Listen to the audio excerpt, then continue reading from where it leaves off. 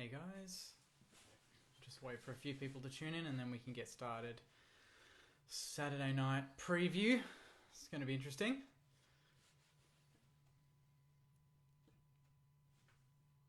Just wait for a few people to tune in. As always, Saturday night preview. It's going to be interesting. I don't think I've done a Saturday night preview in a long time.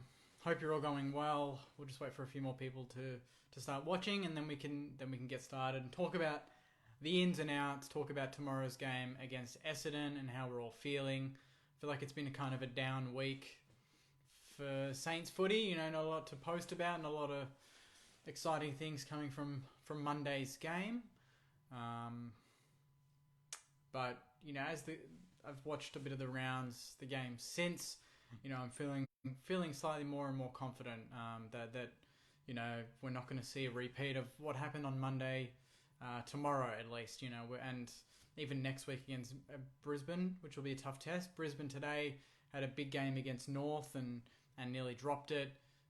We saw what Geelong did to Port Adelaide, so I don't know if that has any sort of bearing on how we all feel after the Geelong game, because Geelong did it to the top team. You know, they did it to us, but they did it to the top team as well. So, you know, it's hard to judge if it was all us or just a bit of everything. But I'm feeling good. You know, I hope you all are too. Physically, mentally about tomorrow. Obviously, this time tomorrow, I might be doing a review where we've watched another game, but I really think that, you know, this is as close to our strongest 22 on the park that we can get with the players available. Obviously, the bad news for everyone is, you know, that Gresham looks to be out for at least 6 or 7 weeks with what looks to be a lower back fracture. Scans showed this week, which is really disappointing because he's one of our best clearance players this season. That means that, you know, we're going to be a bit more reliant on Zach Jones coming in and getting those clearances for us and helping out Jack Steele, because last week it was pretty much a Jack Steele and Jack Bytel sort of show in the midfield, with Rowan Marshall doing his best to get 5 or 6 clearances. But tomorrow it's going to have to be a collective effort. Essendon overall are fairly average, I think. You know, they've got a few decent players, but I think that the main bulk of their decent players are in the midfield for me. You know, look at their midfield. They got McGrath. I thought he was great against the Gold Coast. Parrish is growing. And then obviously they've got Dylan Shiel and Zach Merritt, who both just accumulate the ball. I don't think they both are that dangerous with their ball use. So, you know, if Shiel has 25, I don't think that's a match-winning 25 that he has. Merritt, you know, he's up and down, you know, with his disposal, but he's a player that you almost can't tag, and he gets the ball all the time. Where I think we can get Essendon, and these are, you know, we'll talk about it a bit more when we go through the ins and outs, is in the ruck battle. They've got Sam Draper. They played Bell Chambers against the Gold Coast. Interestingly, I thought maybe they'd just go with Draper against the younger Gold Coast lineup, but they've gone with the opposite. So they're backing Draper against the duo of Marshall and Ryder, which I think is a bit of a risk. I think this is the sort of game that we've seen previously where Ryder and Marshall can absolutely control in the centre of the ground as well as around the ground. So I think it's really important that now that we know that there's no Bell Chambers, who's a bit more physical, is a bit more of a, you know, he's experienced, he's been there and done that. He's a decent tap ruckman, not great around the ground, but he's a decent tap ruckman. I think Draper potentially has a bit more versatility than Bell Chambers. But I think it's important that we take advantage of the experience we have in that area. In terms of the ins and outs, let's talk about it. Let me know if my volume a bit too low, guys. I can pump it up a little bit if you really need. Let me know. But in the ends, we've got Jack Loney, we've got Paddy Ryder, we've got Seb Ross, and we've got Zach Jones. Those are 4 big ends for me. I'm very happy with those ends. I know some people are a bit iffy about Seb Ross, but I think given that we've got Gresham out and how, you know, our midfield was kind of lacking that experience and bigger body around the ball last Monday night, I think it's important that we give him a go. He's had a couple of weeks off. He should be fresh.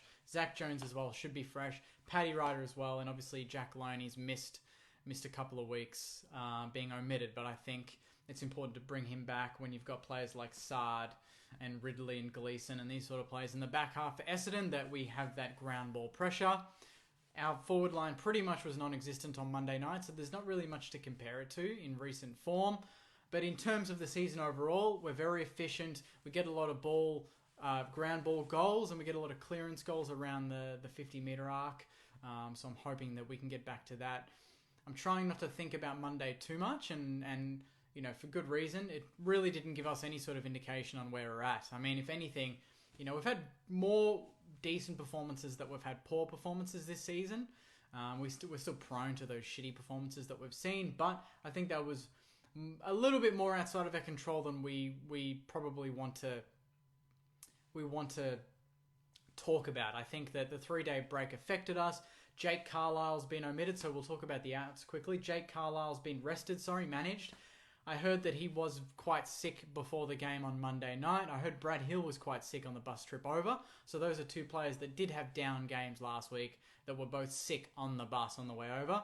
I think Carlisle's due a rest. He was a bit shaky, obviously with the illness as well that he had. I think it's important that, given that Essendon don't really have that many tools, they've got McKernan and Stewart. I think we can probably take care of that with the likes of Dougal Howard, potentially Josh Battle going back, and even Kel Wilkie. So I don't see a reason why we probably need Carlisle out of it, any weeks. This is probably a good week to rest him, and then you can bring him back for the big Brisbane game where you're going to have to deal with McStay and Hipwood and McInerney if he rests there and plays in the ruck. So I think it's good to give someone like Carlisle a rest, because he's the sort of player that, when he's fit and he's had a break and he's comfortable with his body and he's mentally strong, that he plays his best footy, obviously. And I think, alternatively, if we kind of just play him every week and he's mentally not all the way there and his body's just a bit tired, that he's just going to do some lazy things, and that's going to cost us considering how important his position is. So I think that we can cover him. In terms of the other outs, Ed Phillips omitted. I think that's quite stiff. He was one of our best players last week. He kicked 2 of our 4 goals.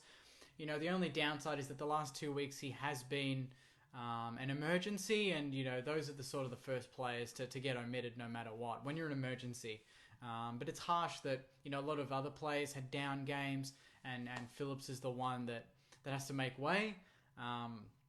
But given you're bringing in 2 pretty strong midfielders in Seb Ross and Zach Jones, and you're not going to drop Bytel after 18 in your debut, I think the next in line is probably Ed Phillips. And you'd think that if Bytel didn't have the debut that he did and he didn't perform the way he did, which was outstanding, having his 18 touches and 5 clearances and 3 tackles or whatever it was, that maybe he would have been the one to make way. But it just shows the competitiveness in that midfield area, and I wouldn't have dropped anyone else in the midfield apart from Bytel if he had acquired one, but he didn't. So that's what that is. And then the last one, I think again is a little bit harsh, is Dean Kent.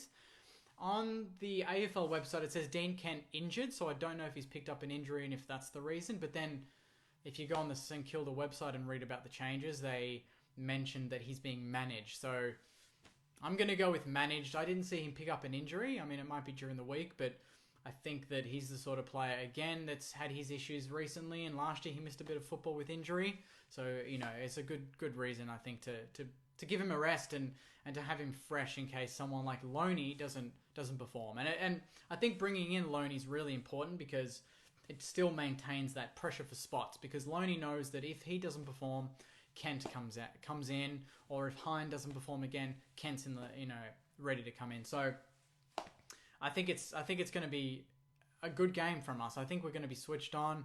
I think that we've learnt, in the losses we've had this year, we've always bounced back. We haven't lost 2 games in a row all season, I don't think. Round 1 we lost, round 2 we won. I think round 3 or 4 we lost, round 5. So yeah, we've always bounced back. I think this is going to be another one of those things, and we haven't mentioned it, but Essendon played on Thursday night, I believe. They played a very tough draw against the Gold Coast. It looked tiring. They had to fight for it. They were down for a lot of that game. They had to work for it, similar to how we had to work for it against the Gold Coast. So they make teams work, and they didn't get the win. So I think mentally that's going to hurt them. And having the turnaround where they've only really rested, out of the big players, they've got Jacob Townsend coming in. Not a main star, but he's serviceable in that forward line. But they've got Michael Hurley coming back. So they've rested Hurley. And bringing in Sam Draper and a couple of others that aren't really the main stars that are going to hurt us. in terms of their outs, I think they've got a couple that could have hurt us. Zaharak has kicked 3 goals and nearly won them the game last week. He did a hamstring. He's out. And then you've got Devon Smith, who's being managed, and he's one of those players, that just adds a bit of strength to their midfield. That lightens it up a little bit with him being out. And obviously, Bell Chambers, who I think is their best ruckman on their list, is not playing as well. So I think that's, they're there for the taking. I think this is one of those games where there is absolutely no excuse but to go and get the job done and get it done well. Our forward line, Membry needs to lift. He's gone 3 weeks, I think, without a goal. Needs to lift big time. King looked tired last week, but he's had 6 days off. He should be fit to go. Marshall, forward and Ryder forward as well. Rotating, I think, is important. And then you've got, Brad Hill on notice. You've got Dan Butler didn't kick a goal last week. And just the fact that we know if we win, we can go, I think, second, because Port dropped points to Geelong, obviously. Brisbane have won, so they've gotten, I think, a couple of games ahead. So there's a big chance here for us, and we've got Brisbane next week. So if we want to have any chance of finishing top 4, then I think this is the game we need to win. And the rest of the season looks good, with the fixtures coming out. We've got Melbourne, we've got West Coast, but we've always got a game in between the big games, like Hawthorn, then West Coast, and then GWS. So I think, this is a really important game, similar to what Monday was, but I think, judging by how Rats reacted to the game, and he seemed very calm, that he was almost not surprised by the fact that we just ran out of tickets. And you look at the game, we were 17 points down on Monday, and then we lost badly. The fact that we were only 17 points down says a lot about the fact that we somehow kept ourselves in the game, and it wasn't because Geelong missed anything. They kicked fairly straight on the Monday. It was just the second half, and particularly that third and midway through that fourth term that killed us. But I'm expecting a response, and I'm expecting a win. So I hope the boys get it done. Zach Jones is playing his 100th, so congrats to Zach Jones on playing his game 100. And obviously, it's a very important game. So let's go through some of these comments. I won't keep you guys too long. Thanks for watching, by the way. I know it's Saturday night and you've got better things to do, but always good to chat to you guys and to answer some comments. Jessica says, good evening, feeling nervous about tomorrow. Daniel says Robertson should have been in for Carlisle. Very interesting that Robbo is not in. I think he's an emergency though. Yeah, so Dylan Robertson is an emergency. Whether that's another classic Ratton late in, I don't know.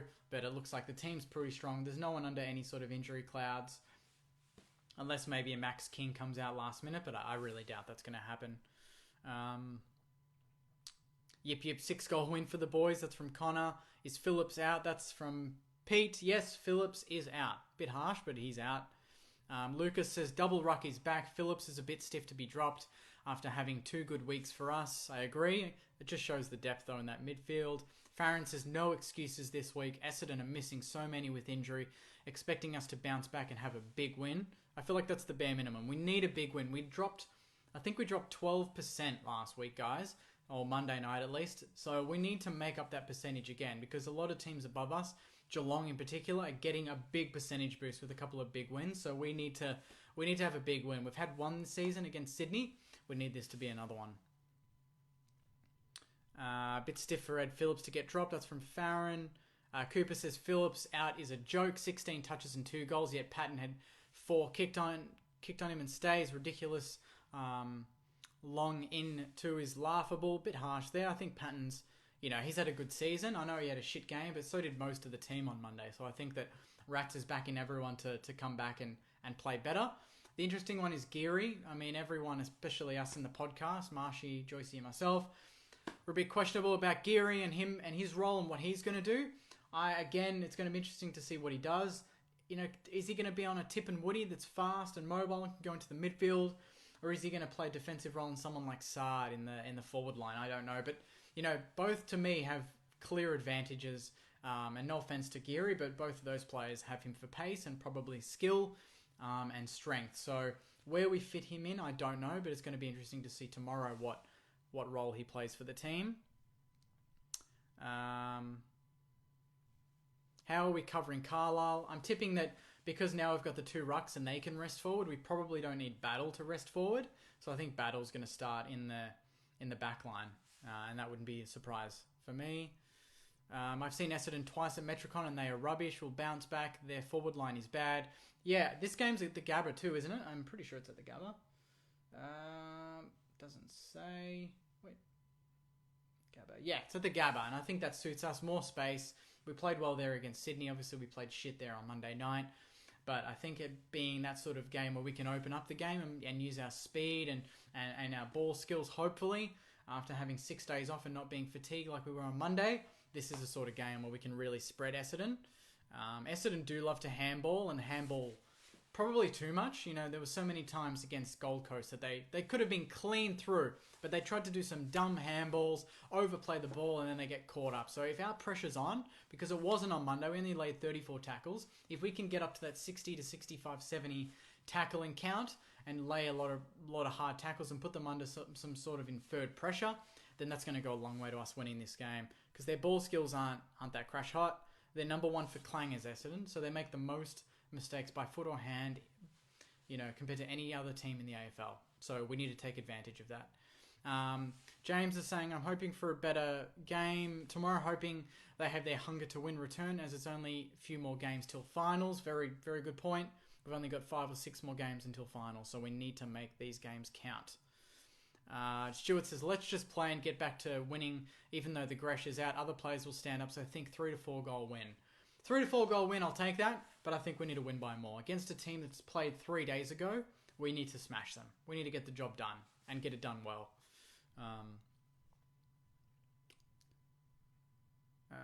What else we got? Bytel is one of the best in a tough game against the Cats. I agree.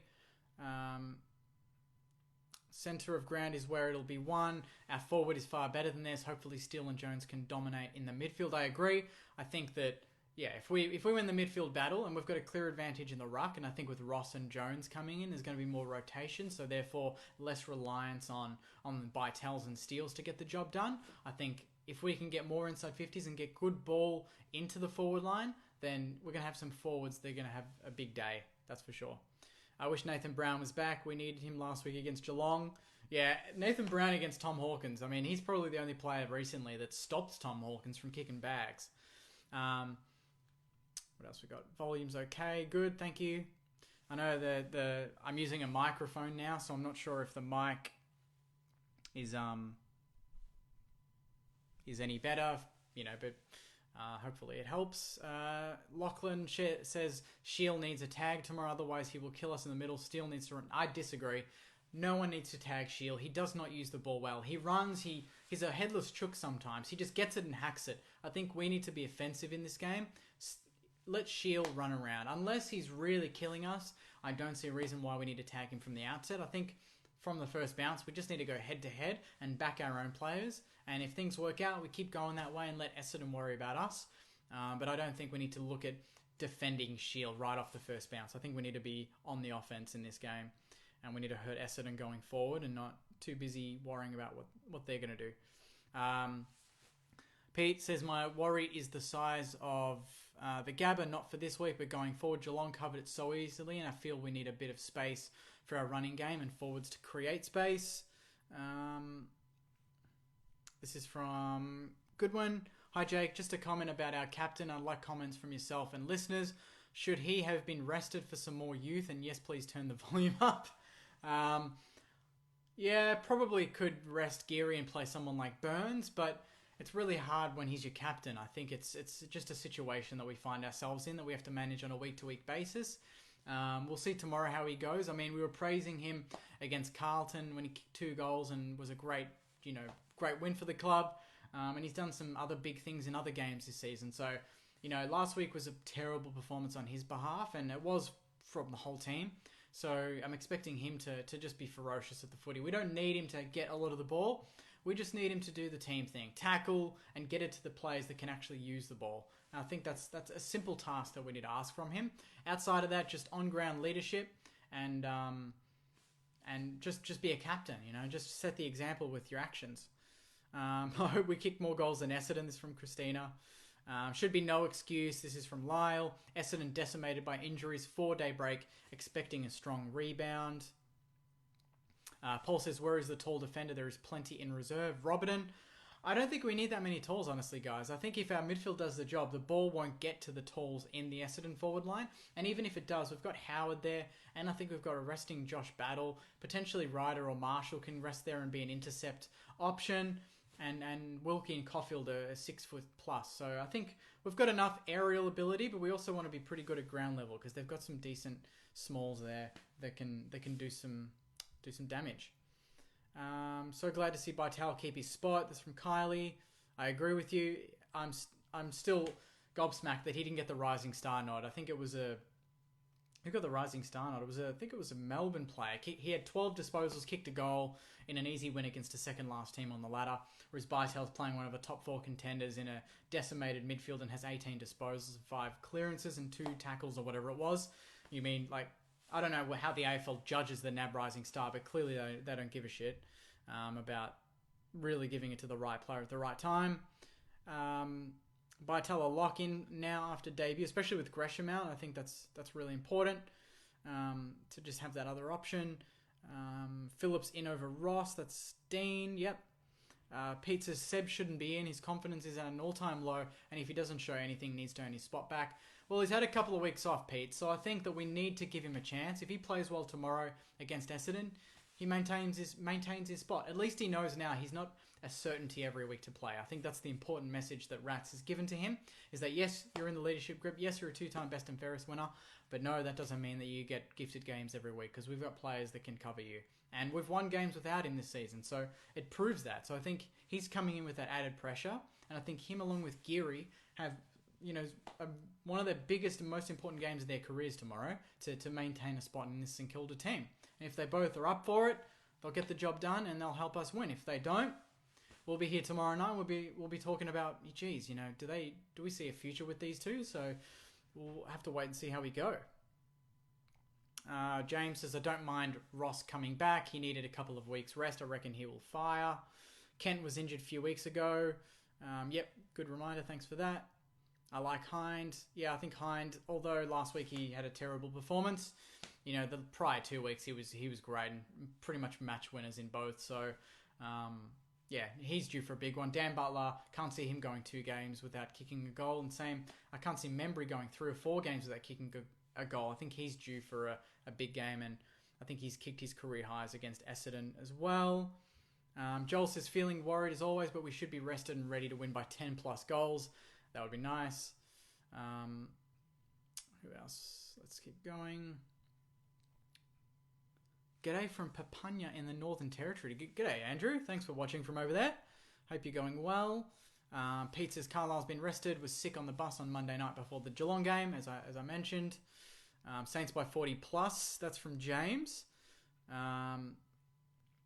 We will destroy the Bombers. Let's talk about the Brisbane game. Just skip to that game. Nah, we need to focus week to week, guys. We can't get ahead of ourselves. Not after Monday. We need to make up that percentage. We need to get the job done. If we're any chance of top 4, we need to win this game. We win this, we go 8-4, and then we go into the game against Brisbane, a game off Brisbane and a game off top. So it's a massive game for us. And I think, Essendon have got a lot of pressure to make the 8 this season, and they've got a lot of teams around them that are doing well. Melbourne are smashing Collingwood right now, and then you've got Sydney pinching a few wins, Fremantle climbing there, so Carlton's still thereabouts. So there's some teams there that are putting pressure on Essendon. So Essendon will be going for this.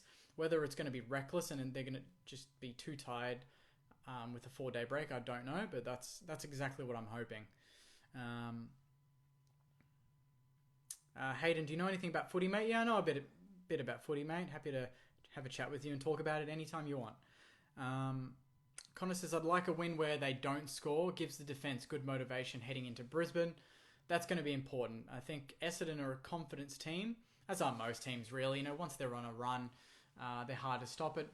For us in general, we do lack that ability to just stop teams from just taking control and having momentum. Anytime a team tends to get a little bit of ascendancy against us, we tend to go into our shells. So I think it's important with a team like Essendon that can be explosive, although they haven't been much this season, that we don't give them a sniff. We need to just kind of get them out of the game from the first quarter and then hold them at arm's length and just get the job done. Jessica says, no bombing tomorrow. I want to see us control the game and find targets in the 50. Would love a high-scoring game. weather's going to be good, so I think it's going to be hopefully a dry ball, and that means that we can get some of our forwards onto the end of a few. Jones back, good move. He is needed. That's from Gale.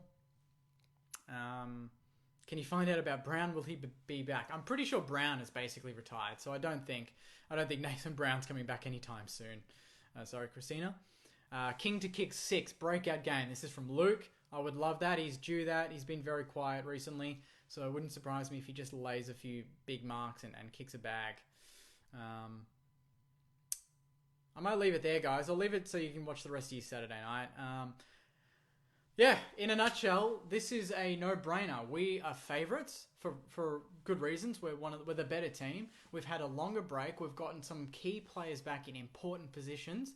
Essendon, alternatively, have lost a few important players on a short turnaround. Saw batted after the Gold Coast draw, and we've got more to lose here. We need to win. We need to get the job done. So if the guys don't get the job done tomorrow, they're not taking this season seriously enough and understanding that this is a big chance to finish top 4 for the St Kilda Football Club, to get the double chance come finals. You know, outside of the top 4, it's very hard to win a flag. You need to get the top 4. Apart from if you're the Bulldogs from 2015, it's very hard to do. So if we can win this, we're right there in the top 4 mix. Port Adelaide have dropped points. GWS have dropped points. There's been some big losses to some top teams this round alone. So we need to continue to just make up the points, especially when you've got someone like Brisbane next week waiting, who got over the North Melbourne today by a point, but they were not happy at all with that win. So they want to come out at the Gabba in front of their home fans next week, and they want to flog a top 4 contender. But hopefully tomorrow we get the job done, and then we can ease back into it with a good week of positivity and talking about a big Saints win, and then we can go into a big top 4 clash next week against the Lions. But until then, guys, I'll see you tomorrow, hopefully to talk about a big win. Enjoy the rest of your Saturday nights. Hope you're all safe and well. Thanks again for watching, and go you Sainers.